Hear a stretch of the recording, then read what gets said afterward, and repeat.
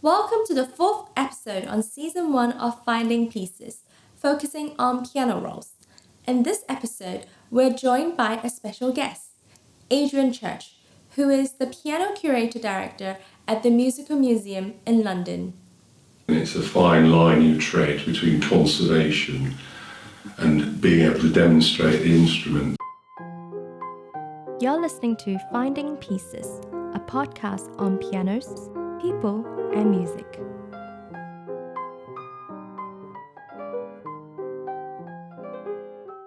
Hi everyone! Today's episode is longer than usual as it is an interview with a special guest, Adrian Church. Adrian is the first of our 3 guests in this season, and it is really exciting to speak with our guests as it gives us perspective on how people, both musicians and non-musicians, now still interact with and use piano rolls to make and hear music. Today, we're talking to Adrian about what he does at the Musical Museum. The Musical Museum is not too far away from Kew Gardens in London, and it is a museum which showcases the history of music reproduction, from tiny music boxes to a mighty Wurlitzer theatre organ, as well as many self-playing instruments such as the orchestrions, reproducing pianos, and pianolas. So, without further delay, let's get to the interview. I'm here today with Adrian Church, and he looks after the instruments at the Musical Museum in Brentford, and also I believe he's one of the longer standing tour guides at the museum. Is that true, Adrian? Morning, Joyce. Yes, I've been probably 4 years now as a tour guide. How did you first come across this place? I bought my second pianola a few years ago, about 10 years ago, and the chap I got it off mentioned the name of the chairman at the museum as having helped get it into his house. And so I got in touch with the guy at the museum. And I hadn't known about the place before then, but it was a treasure trove. Do you remember the first time you came to the museum? What was the impression like? Well, one of the first times was an interesting day where they were showing a lot of pianola-related things on, it was up in concert hall. They were showing how to play the pianola. I met the woman who runs a roll auction. It was a fascinating day. When I initially volunteered, I was expressing an interest in working on the instruments because I have an engineering background and I've got my own pianola, so I've got some knowledge culled from books and so on, and working on it. But they said, it sounds like you know a bit about them. We're looking for tour guides, really. We have volunteers in the workshop. So, it wasn't what I planned to do, but, I had to go and actually find I enjoy it. Yeah. So you started with being here for 1 day, and then now how many days are you? Probably on average 2. I might do, because we tend to have Tuesdays is when we work on the instruments, so there's no public here, and then the tours are Friday, Saturday, Sunday, so I usually do tours on one day. How long are your tours usually at the museum? We're supposed to keep them to about an hour, so mine is slightly over. I tend to spend an hour down in the galleries and then we finish up in the concert hall with the Wurlitzer. Which instrument would you say is the best instrument, your favourite instrument to showcase? It's tricky. There are instruments that always bring a smile to people's faces for one reason or another. Yeah. We have an orchestrion made by Popper, which is a clarabella, and it really is an umpire band in a box. It's loud, it was lived in a beer cellar, and everybody just smiles, and it has an animated scene on the front. You can actually see the instruments when you look in the sides. Yeah. And it's fun.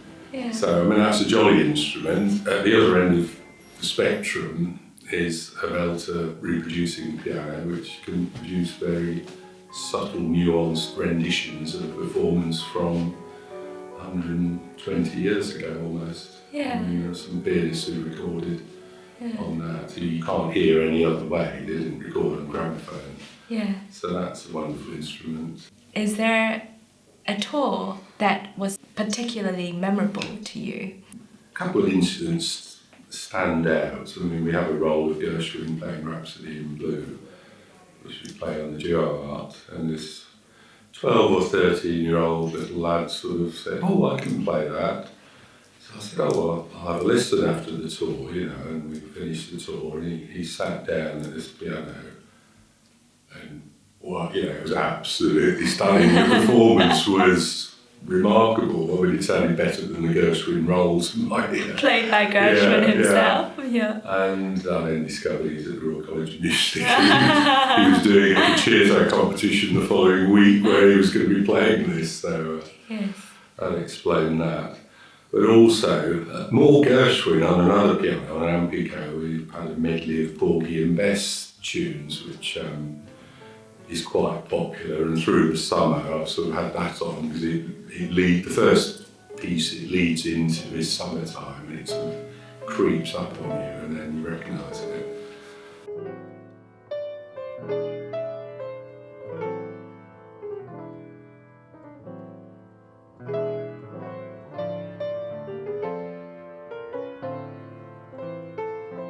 This old woman must have been about 80 in the group, and she just started singing along, and she had a lovely voice and she knew all the words, and that was quite emotional because it's nice when people do participate.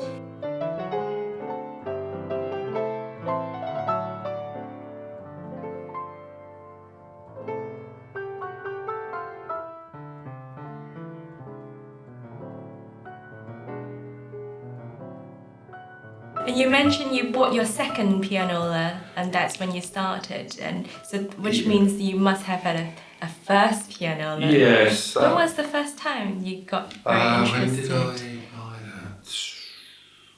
I know it was back in Exchange and Mart days before eBay, so it was some time ago.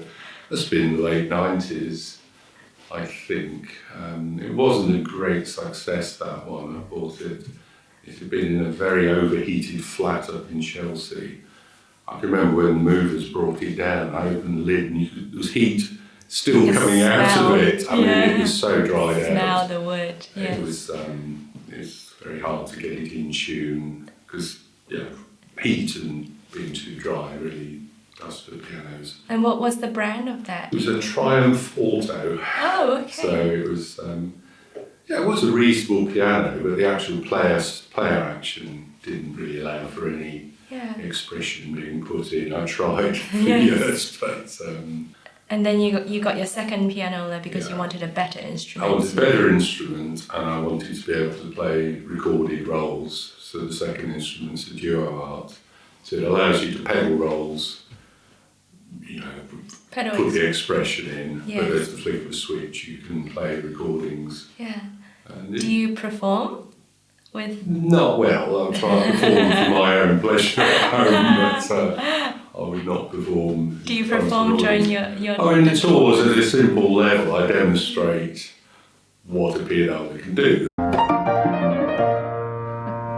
So you've got complete control of the tempo. Is there a piece that you really want to do because you want to challenge yourself to mastering the art of playing? No, I'm quite content if I can get through a Chopin waltz or a small piece. I started off getting all the Beethoven sonatas and things because I know them and I love them, and but they are hard. Yes, they are. So how do you go about learning the music and learning how to put the interpretation? Usually it helps if it's a piece you know fairly well. If not, I'll listen to a few performances. Yeah. And maybe get the score. I mean, a lot of people would mark the roll up. I'm a bit lazy. I mean, it's quite an involved process without a means of spooling through the roll. Yeah. But ideally, you'll actually put bar lines in and put the dynamics. I mean, a lot of the rolls have suggested dynamics and tempo markings, but they can be quite wayward. Yeah. Sometimes they're very good, but... So you enjoy making music on the pianos, and as well as the technicalities behind the mechanism of how the pianos work. Yes, I mean, I would say I enjoy listening to them and making music with them more than fixing them, but there is a satisfaction to fixing the instruments. It's a necessity a lot of the time because you can't readily get hold of anybody else who can fix them, so you have to learn to do it yourself. Exactly. Same with tuning. I mean, I tune my own piano just because, with the experience of the first one, which wouldn't hold tune for very long, it would have bankrupted me to keep getting a tuner in every time it needed it. So. Yeah. Did you have another piano before you had this player piano, or was it kind of that was the first piano? The first instrument I had was actually very similar to a harmonium. It was an American organ made by a company called Farrand and Welte, which meant nothing to me at the time. We were based in Detroit. And I'd swapped this for an old turntable with a flatmate, and this thing travelled with me from one house to another. I could never play it properly. And I eventually gave it to a friend's daughter. I then had a cheap upright, which wasn't a player, because I had young children. My middle son was adamant he didn't want to play a keyboard, which we had. He wanted to play a real piano. So good choice. It's Good awful choice. piano. I don't know if it was in retrospect, but I bought this very basic upright, and that's where I learned a certain amount about what should be in a good piano. Yeah. And something I read mentioned that pianolas, or player pianos, tended to be a decent piano to start with. You wouldn't bother putting a player action into something as basic as the one I'd bought. So that's when I bought the Triumph piano off Exchange and Mart, and did battle with that for some years. It had quite basic controls on it. It didn't really allow for putting much expression in. But it taught me a certain amount. You accumulated your skills through experience. Experience and reading, there are some very good books out there. There's an American guy called Reblitz who was, very busy in the 80s trying to put down on paper what the skills were. And then he was very keen that you rebuilt things in the way they'd originally been made. Because these instruments are beautiful in that they are meant to be kept going. Yeah. It's not like everything now that you just throw it away when it breaks. Yeah. When it breaks, you just replace that bit because it's all designed to come apart and be repaired. So might be a lot of work. You've got 88 notes, and if you've got 88 little bellows to recover, it takes time, but it can be done. And obviously now that you look after the instruments at the museum, there is a lot of instruments which you need to look after. How many are we talking about in the museum? I'm still finding out. I mean, there are cupboards in the museum which, when you open them, instruments almost fall out on you. Partial. Sections of instruments, yes. But there are hundreds, because there are a lot of small instruments, music boxes and so on. So yes, and I keep discovering more instruments yes. in the cupboards. But it's not just pianos and organs and things, but we go into gramophone. It's all about reproduction of music. So we have wind-up gramophones, dictaphones, dictating machines that use the early cylinder recording. Because astonishingly they were made into the 50s, so we have quite late examples of those, and just all sorts of things. What is the longest you have worked on one instrument at the museum? Indefinitely. I mean, I'm still working on quite a few of them. It's like the Fourth Bridge. Is it because they're so aged that you need constant updating? It's a bit of, some of them, it is regular little adjustments that they require. Some of them, there are a number of things that have gone awry over the years which need addressing, but you can I don't want to demonstrate an instrument that isn't playing reasonably well. You obviously aim for things to play as well as they did when they were new, but that's not always possible. That's a very interesting point you got to there, because like in academic research, this notion of trying to be authentic to historical artifacts, we always try to go back to sources which reflect the originality. of it, how it is making, whether that is through original materials or use of original specifications, for example. But here you're talking about trying to make instruments playable, and what are the considerations and limitations, and how you go about deciding? It's the crux of it, really, and it's a fine line you tread between conservation and being able to demonstrate the instruments. You know, if you leave everything original, they just sit gathering dust and being chewed through by moths. You know, they are not good to play. Occasionally, I mean, as I say, mostly you can repair. You know, you don't keep the original old rubber cloth that has gone brittle and porous. You try and get the closest equivalent. You know, it would be rubber cloth. You wouldn't use some wondrous plastic alternative, because people tried that in the 80s and most of it's failed even quicker than the original. Yeah, most of the modern alternatives have been worse than what they did originally. Yeah. You know, hot glue, felt, leather, rubber cloth, it still works. Because the problem of fixing something immediately is that it could work in the short term of things, but like you said, it could make it worse in the long term. I would always be careful not to do something that wasn't reversible. If I'm not doing the original, I'm going to make damn sure it can be original when I am able to get hold of the right material. I mean, I'll admit to 2 pianos in the museum at the moment, which are, the suction is provided by a vacuum cleaner. I mean, it sounds appalling, and it would horrify some people. But it means we can listen to these instruments and we can hear them as they should sound, because I've been careful to make, you know, the vacuum cleaner is providing the right level of suction. I mean, that's the first prerequisite. It's not going to do any damage. And it means we can listen to the instruments. I can assess any other issues with the instruments, because both of them had failed pumps, which have taken quite a lot of my time already. And I'm still, you know, they have a tendency to knock, the original pumps, you know, they make a knocking noise, and that's not nice on a piano that's capable of playing very nuanced, quiet, pianissimo passages to hear. So you're talking about the pneumatic aspect of the instrument rather than the acoustic element of the instrument? Yes, I mean, a lot of, you assume you've got the acoustics of the actual piano right, and one of these pianos was rebuilt 10 years ago by Bluthner's. You know, it's restrung, new hammers, it's a very fine sounding piano. So to have a pump hanging underneath it that sounds like a washing machine on spin is unfortunate.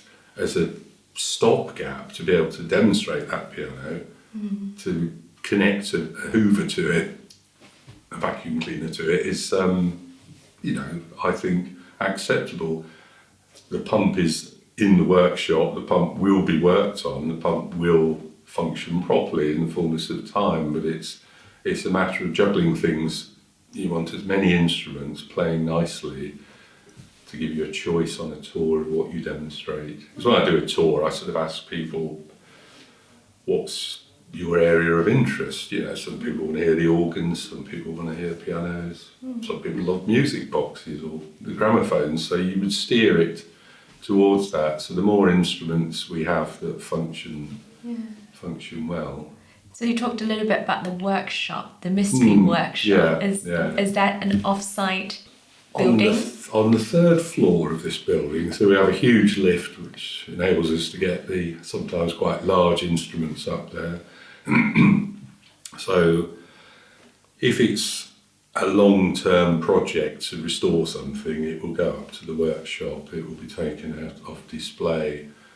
But if it's an instrument that you're really keen to keep on display and functioning, I may work on it in situ, you know, on the days when there's no public here. Yeah, you have your little toolbox. Yeah. And then you bring it. We have a large wheelie toolbox about 5 feet high, which we can carry down, take downstairs and work on them. So it's a mixture really, but Yeah. Are there new things that you're discovering whilst you're working on the instruments? And if it's something new and you can't quite find a solution to it on the handbooks, what do you do next then? Do you consult YouTube or do you go and ask? I was astonished by a YouTube video recently that I found by chance. An hour-long video in depth explaining the technology behind one of the player pianos, with gauges everywhere and animations of the original diagrams from the 1923 manual by a guy who knows the thing backwards and has restored many and has decided to share his knowledge and produced a very, very detailed, clear YouTube video. I was like, what? This was so useful. Yeah, I've been reading the manual and it wasn't always clear, and he just managed to make it so clear. Yeah. And I've fortunately got other friends who've got fine sounding instruments and have worked on them over the years, and they're able to offer advice. I mean, occasionally you can have a little too much advice. Yes. You can wind up with conflicting advice, and then that's where your judgment comes in, you know, and you've got to go with your gut feeling. No, I think that's, you know, there is a danger that if you're, and it's again back to this conservation and keeping things going. I'm quite keen on things being original. I'm very keen on it, and if I can coax another few years out of an original assembly by a little judicious repair here and there, I prefer that to completely stripping the thing down and taking every component apart and rebuilding it. Yeah. A, you've lost some of the originality, but B, you're looking at probably 6 months' work before that instrument plays again. Whereas if I can get it playing again in a few days, you know, to the same standard I'm talking about. There's a tendency by some people to be perfectionists, a little too far, you know, away from the real world of, well, no, we want to be able to hear it. Well, I mean, one of the reproducing pianos which hadn't played for quite some time, I gather, you know, in fact, not while we were in this building, and the museum's been here 12 years. And that was partly what made me move from purely tour guiding to working on the instruments, because I didn't like on the tours saying this was a very fine system, but we sadly we don't have one that works at the moment. So I decided I'll have a look at it. And this instrument was turning itself off. As soon as you turned it on, it just shut down. And people had looked at it, and I don't know. My background was engineering. I was an electronics engineer, but there's a sort of logic to fault finding. You break things in half. You say, well, it's getting to here, so it must be this bit, or you know, you just got to think through what's it trying to tell me by what's happening. And I was able, by spending, I think I replaced 2 little felt pads with some clarinet pads, and it started to behave itself. Whereas somebody previously had been recovering the motor and doing a lot of work without actually stopping and going, well, why is it doing this? He would just assume, oh, it must be this then, but it wasn't. That was good, he saved me some work. So then once it was actually playing, it was evident it wasn't playing with the expression part working. So that involved recovering a few pneumatics and things with rubber cloth and making a lot of adjustments. But I didn't sort of decide, oh, well, it needs completely rebuilding. I thought, anything I'd try and look at, I like tinkering with old clocks for people, and I will always just try and get it running initially to assess what the issues are, rather than strip it and clean it and then find out what the issues are, and you don't know if you've introduced them or it was already there. So it's almost like discovering about the instrument from what it's trying to tell you, rather than putting your own ideals into what makes an instrument, what you think makes an instrument sound good. What makes a piano sound good? What makes it sound good is behaving how it originally was designed to, and they make it easy for you. If you look, there are test rolls, and there's a book that goes with the test roll that says this roll should make this happen. There should be a crescendo which lasts just that long, and you adjust this screw, and then it will interact with this screw, and it can be quite time consuming and fiddly, these procedures, but it's a simple matter of following it. Then you listen to music on it, and you might fine tweak it because you think, this piano we just got going, it was just missing the odd note on something, and a very small adjustment has brought that. And it's all working towards, when you listen to a piece being played, it communicates with you as what the pianist played, because the pianists who recorded these rolls, a lot of the rolls have a signature, and that's a duplicate of the signature on the master roll, which meant the pianist listened back to that recording after the roll editor had done his thing, or in some cases it is just the recording they made, and they say, yes, that's a correct reproduction of my performance. So that's what you're trying to get back to. You just want your piano to behave like the one that pianist listened back on, and then you're as close as possible to what they were happy with. That's really great.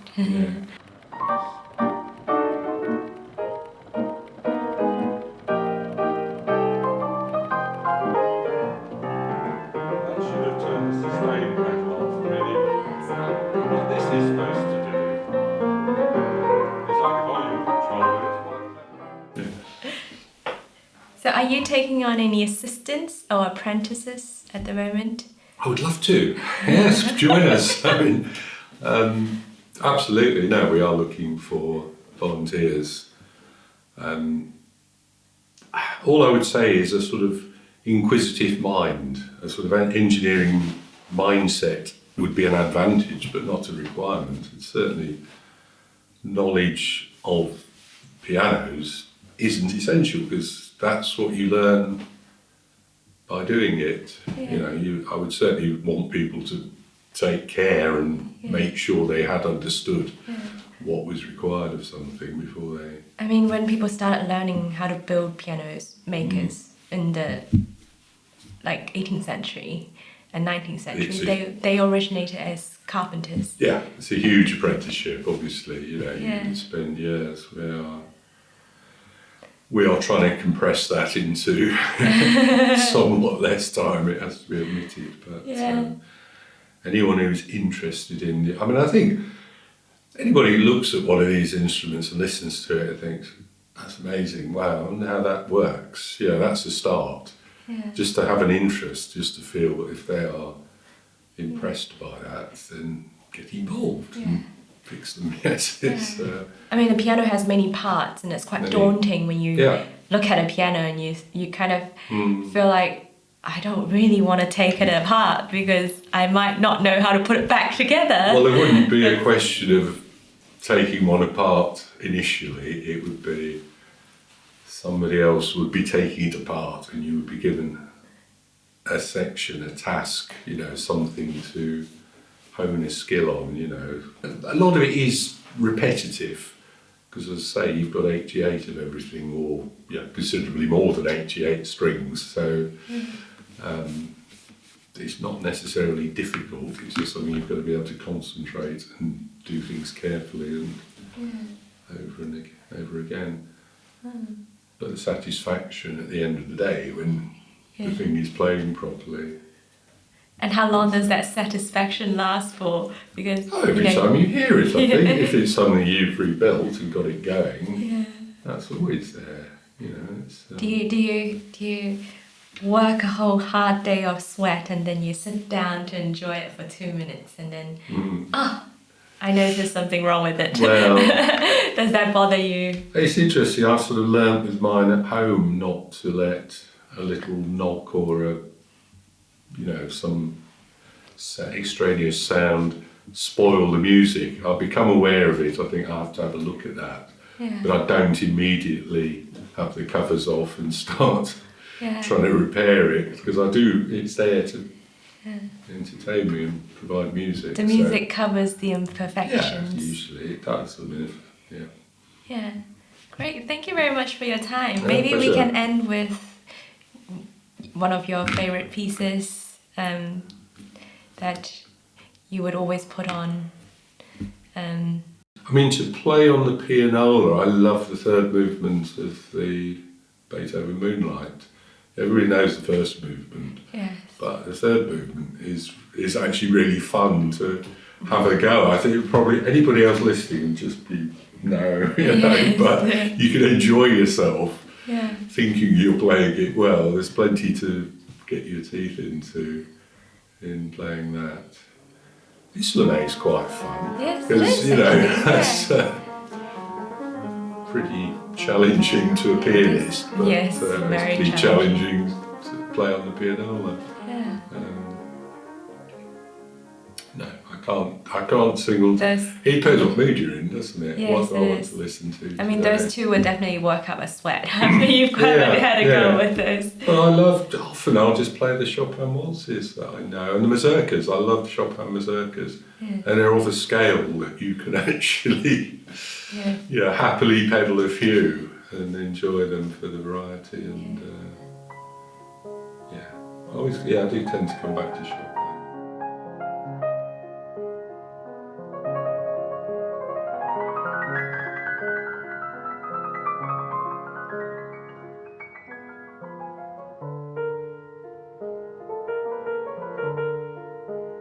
Thank you for your time, Adrian. Yeah, pleasure. Yeah. Thank you, And if Joyce. you ever want to meet Adrian in person, of course you can come to the Musical Museum.